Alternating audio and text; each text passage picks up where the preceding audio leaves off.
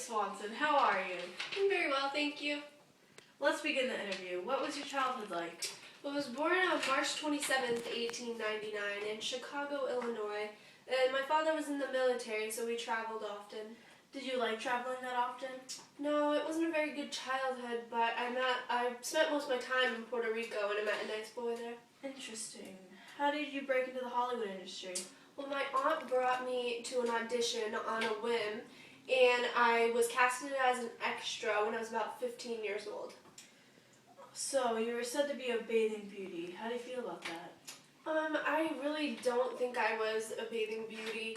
I mean, I did a couple things with them, but I was a more serious actress. What do you consider to be your first big role?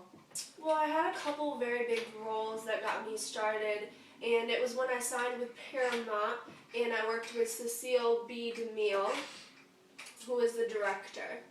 I understand you were married at a very young age. Tell us about that marriage. We were married technically for about 2 years, but we separated after 1 month because he slipped something in my drink and it caused me to have an abortion that I did not want.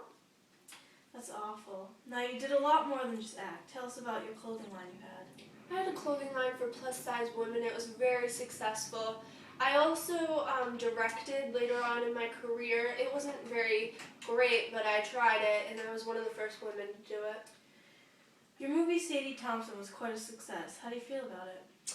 Oh, that was a very good role for me. It was based on the 1923 play Rain, and I had a Academy nominee. You broke into the talkies with The Trespasser. Tell us about that. Yeah, that was a great role.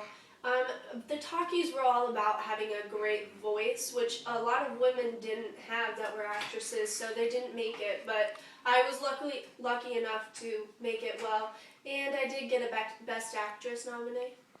Thank you very much, Gloria, for the insight into your life. You're welcome.